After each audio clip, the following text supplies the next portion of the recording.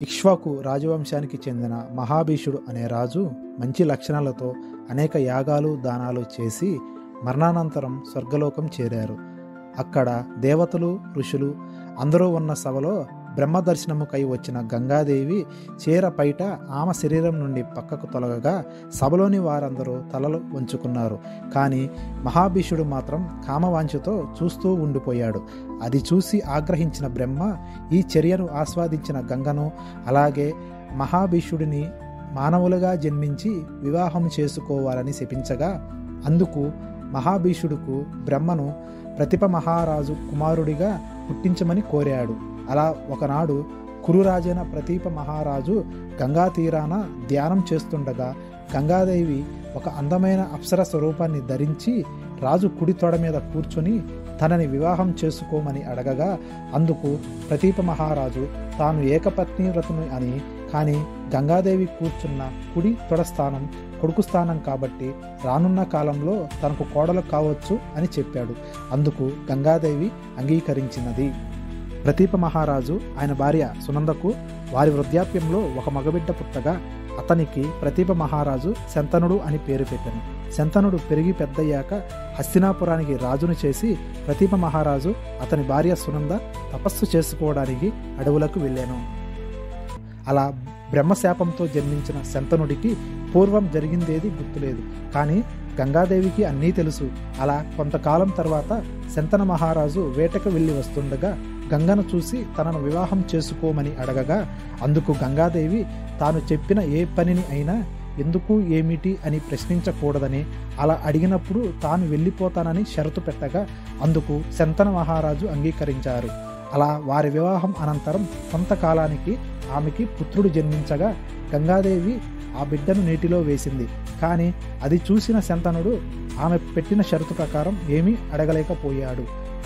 అలా 7 పుత్రులను గంగాదేవి నీటిలో ముంచివేయగా 8వ పుత్రుడు పుట్టాక శంతనుడు గంగను అడ్డగించక ఆమె షరతు భంగం కలిగిందని ఆ 7 పుత్రులు అష్టావసువులని వారి కథను గంగాదేవి శంతన మహారాజుకి చెప్పటం జరిగినది. భూమి, అగ్ని, వాయు, వరుణ, జలము, ఆకాశం, బుద్ధి మరియు మనస్సు వీరినే అష్టవసులంటారు. వసు అనగా సంపద, తెలివి. అలాంటి సంపదను తెలివిని అనుగ్రహించేవారే వసువులు. అష్టవసువులు దేవలోకంలో ఇంద్రుడికి అలాగే విష్ణువుకి సహాయంగా ఉండే శక్తివంతమైన దేవతలు. వారే అనిల, అనల, ఆప, ధర, ప్రత్యూష, ప్రభాస, ధ్రువ మరియు సోము.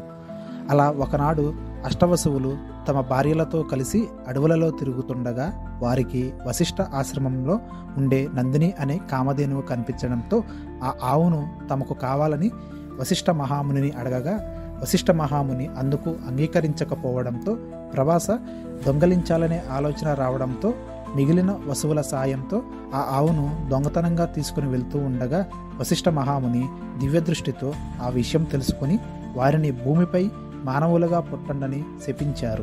అందుకు వసువులు క్షమించమని వేడుకోగా ఒక్క ప్రభాస తప్ప మిగిలిన వారందరూ గంగాదేవి మరియు శంతన మహారాజుకి పుట్టిన వెంటనే గంగాదేవి గంగానదిలో వేయడంతో మీకు శాప విమోచనం జరుగుతుందని చెప్పారు. కానీ ప్రభాస మాత్రం మానవుడిగా పుట్టి సహజ మరణం తర్వాతనే దేవలోకంకి వెళ్తారు అని వివరించారు.